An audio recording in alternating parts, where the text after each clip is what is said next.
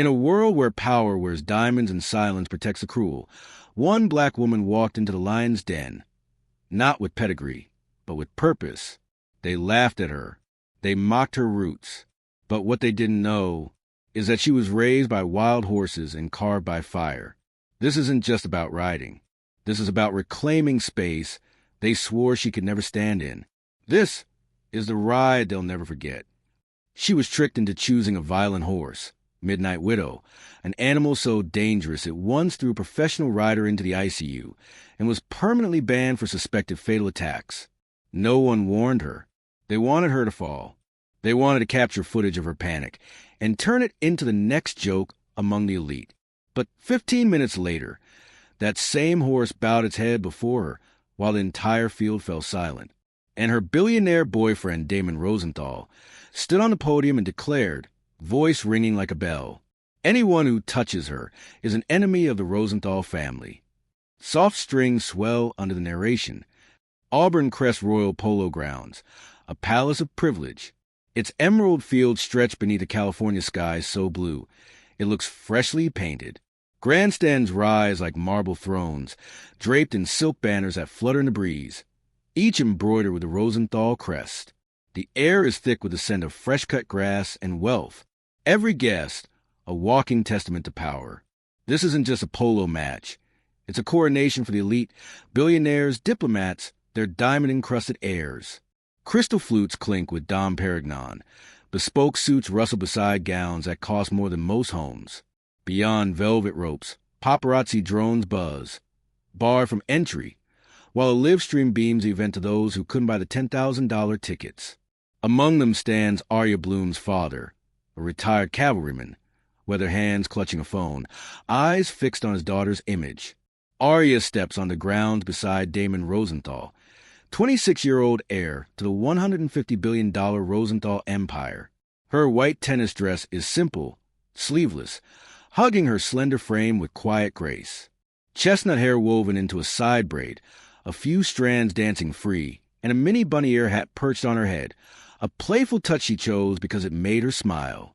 At 22, Arya is striking, not in the polished way of the elite, but in the raw beauty of someone who grew up taming horses under her father's watchful eye. Raised on a Wyoming ranch, she learned to ride before she could read. Hands steady on reins, heart sink to hoofbeats. Her hazel eyes hold warmth and steel.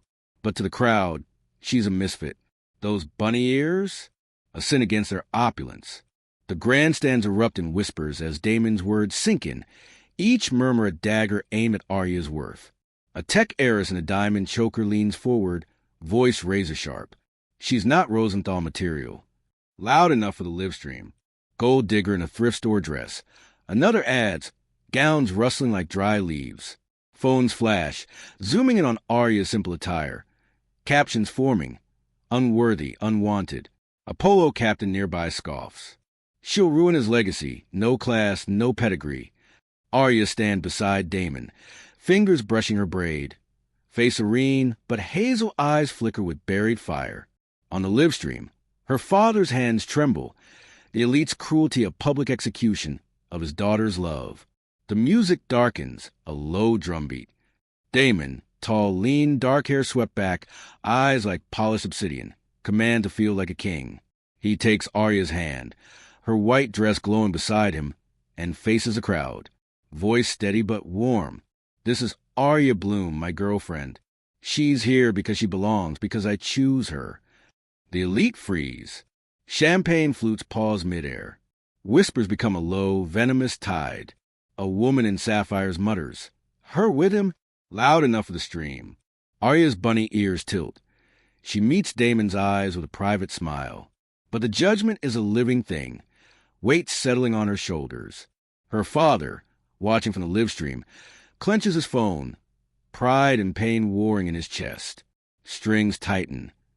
Amelia Rosenthal, Damien's cousin, strides a sleek polo pony, riding gear studded with Swarovski crystals. She scans Arya, lip-curling. This is a racetrack, not an anime cosplay. Maybe scoot back to the kiddie carnival, sweetheart. Laughter, sharp, cruel, erupts. Phones film Arya's bunny ears. Amelia's pony snorts, mirroring her scorn. Vivian hails, heir to a luxury brand empire, stands nearby, crimson gown a $50,000 masterpiece. She lowers her sunglasses, laugh a blade. Who's the one with the bunny ears? Is she the gum commercial mascot? Her clique giggles. One tosses a champagne cork at Arya's feet. Pick it up, mascot. Arya steps over it. Face calm. Silence a fortress. The audience outside the rope seethes. Hearts breaking for her dignity. Preston Tate, spoiled heir, calls. Can she even ride a horse or just Damien's affection? Drums pound. Damien's jaw tightens, but he hands Arya a silver tag. Voice gentle. Just ride the African dwarf pony. Safe, no competitions. I don't want you getting hurt. Arya nods. Her hazel eyes burn with something unspoken. As she walks to the stables, the mockery becomes a choreographed assault. Amelia and Vivian, eyes glinting, swap the nameplates. Stormy Velvet Gentle White Stallion becomes Midnight Widow, the Black Beast banned for violence. The stable master, unaware, leads Arya to Midnight Widow. She mounts, believing it's Stormy Velvet. The crowd hushes, sensing a trap. Phones rise like spears. Vivian's voice lashes out. Wait, no one's going to say anything? If you actually understood how the elite talk, you wouldn't be walking around in bunny ears. Now would you? Preston shouts. Bet she doesn't last 10 seconds. Arya turns to them, voice clear, cutting laughter like a blade. If I can't control this horse and I lose, I'll break up with Damien. But if I tame it and win, you'll shut up, every single one of you, and never speak of our relationship again. The arena explodes in mocking laughter. Midnight Widow screams, rearing, hooves slashing the air. But Arya's hands are iron on the reins, her body low. Breaths sink to the beast's fury. Lap 1, a battlefield. Lap 2, revelation. Final lap, reckoning. She crosses a line. Midnight Widow bows its head. The field is a tomb, then erupts in awe. Strings soar. Damien storms a podium. Typhon to ground. Eyes like ice-cut steel. I used to think silence was enough to protect her, but today I realized, in this world of elites, kindness is a punchline. He turns to Amelia. Banned. Permanently. From all Rosenthal properties. Trust fund under review. To Vivian. All Rosenthal investment. Withdrawn. Expect defamation suits. To Preston and the rest. Check your family stock portfolios. See whose name signs your dividends. The crowd shrinks. Empires tremble. Damien steps off the podium. Wraps Arya in his arms. Voice low, meant only for her. You never had to bet anything. You already won the moment you walked in here as yourself and never bowed your head to anyone. Music softens, a single cello. A young rider approaches, voice trembling. I was wrong to stay quiet. You're what this field should honor. Applause swells, a tide of respect drowning past cruelty. 3 days later, a video goes viral. Never underestimate a girl in bunny ears. Hashtag Arya Bloom trends worldwide. Damien mails wedding invitations. That girl is the next Rosenthal. The grounds plaque now reads, Arya Bloom, champion, Midnight Widow's master. She walked into scorn and walked out a queen. Not because she won, but because she stayed true. Across the globe, the clip loops. Arya, white dress, bunny ears, guiding Midnight Widow across the finish line. Comments flood in. Queen, give her the crown already. Someone protect that smile at all costs.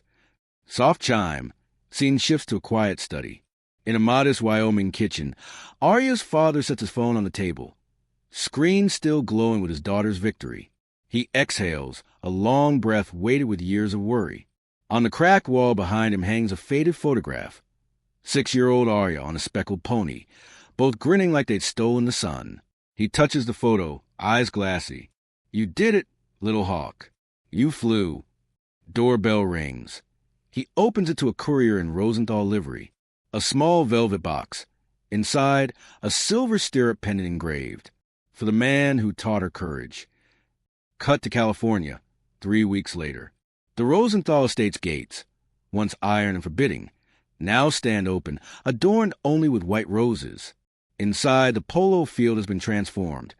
No grandstands, no velvet ropes. Just rows of simple wooden benches, wildflowers in mason jars, and a single banner snapping in the breeze. A&D. Forever starts a day. Guests arrive in denim and linen, boots dusted with honest earth. Former enemies now clasp Arya's father's hand. Murmuring apologies, he waves away with a smile. Amelia arrives. No crystals, no pony, just a quiet dress and eyes that finally see. She offers Arya a small, trembling box. Inside, a hand-tied leather rein. I braided it myself, she whispers. Arya accepts it, grace without gloating. Vivian, too, stands near the back, clutching a simple gift. A sketch of Midnight Widow, head bowed, ears forward, drawn by the same artist who once mocked bunny ears. She starts to speak. Arya only smiles, the kind that forgives before words can wound. Strings swell again, warm, golden. Daemon waits beneath an arch of aspen branches. He's traded the navy suit for a tailored linen jacket, boots polished, but scuffed just enough to prove they've seen real work. When Arya steps onto field, bunny ears replaced by a delicate circle of sage and baby's breath. The crowd inhales as one. Her dress, still white, still simple, but now embroidered at the hem with tiny silver hoofprints. Midnight Widow's stride immortalized in thread. The vows are quiet, fierce, and true. Daemon, you taught me power without kindness is just noise. Arya, you taught me kindness without courage is just silence. They kiss. The field erupts, not in polite applause, but in the unrestrained roar of people who've learned to cheer for the right reasons. Later, sunset, fireflies blinking on. A single lantern-lit table stands at center field. Atop it, a small plaque. Here, a girl in bunny ears rewrote the rules, so no one else has to play a game they were never meant to win. Midnight Widow, blanket now embroidered with a tiny white bunny, nuzzles Arya's shoulder as guests line up to offer carrots and quiet thanks. The stallion's eyes, once burning coals, now soft as dusk. Final shot, slow pull back. Damien and Arya walk the field's edge, fingers laced. Behind them, the Rosenthal crest still flies, but beneath it, a new flag joins the breeze, a simple white pennant bearing a single silver bunny ear. The screen fades to black with 3 words, gentle but unbreakable. True belongs here. A single violin holds one high, quivering note, then releases it into silence. Fade up on a moonlit stable aisle, silver light slicing through slats. Midnight Widow stands cross-eyed, coat gleaming like spilled ink. Arya, in faded jeans and that same mini bunny ear hat, now weather-worn and even more beloved, smooths a gentle hand along his neck. Arya, whisper, fond. You and I, we're both stories they almost wrote for us. Good thing we prefer writing our own endings, The stallion lowers his massive head, resting it against her shoulder, an apology and a promise in one breath. Cut to Rosenthal Tech Campus, 3 months later. A sleek glass atrium flooded with morning sun. A banner stretches overhead. Bloom Equine Therapy Center, grand opening. Daemon stands at a podium carved from reclaimed barnwood. Beside him, Arya in a soft blazer the color of Wyoming sage. The audience, children in helmets, veterans in polo shirts, nervous parents, all waiting. Daemon, warm, steady. This building was meant to be another data center. Arya reminded me that some things can't be optimized, only felt. A murmur of agreement ripples. He steps aside. Arya takes the mic. Bunny Ear's now a tiny enamel pin on her lapel. Arya, horses don't care about your last name or your stock portfolio. They care if your heart is steady. Tonight, this arena is yours. Applause, real, thunderous, hopeful. Montage. A teenage girl in a wheelchair, gloved hands trembling, strokes stormy velvet as volunteers cheer her first independent smile. A retired Marine who hasn't slept in years finally exhales against Midnight Widow's shoulder while the stallion stands statue still. Arya's father, now the center's honorary farrier, teaches a 6-year-old how to pick a hoof, his own hand steady at last. Cut to evening 1 year later. A rooftop garden overlooking the Pacific. Strings of Edison bulbs sway above long farm tables. Place cards are handwritten on recycled bridal leather. Wildflowers spill from mason jars. At the head table, Arya, Damon, her father, midnight widow's head peeking over a half door he's earned a seat, and a surprise guest, Amelia, in a plain linen dress, raises a glass of sparkling cider. Amelia, soft, earnest, to rewriting the rules, then tearing up the paper. Vivian, now in a simple blouse, laughs. No venom left. Vivian, to bunny ears and billion-dollar lessons. They clink. The sound is light, forgiving. Final scene, nighttime, empty arena. One spotlight pools on the center of the therapy ring. Arya rides Midnight Widow. No saddle, no reins, just a loose halter. They circle once, twice, then halt. She leans forward, pressing her cheek to his crest. Arya, barely audible. We were both told we were too wild to belong. Look at us now, belonging so loudly they had to listen. The stallion shifts, ears flicking toward the open gate. Beyond it, Damon waits, silhouetted against starlight. Arya slides off, loops an arm through his, and they walk toward the moonlit path. 3 shadows, girl, horse, and the man who learned that love is not a transaction, but revolution. Screen fades to black. One last caption, gentle gold letters on midnight blue. Some crowns are made of diamonds. Others are made of courage, bunny ears, and the refusal to bow, or whichever fits your heart. They rode her off before she even mounted the saddle.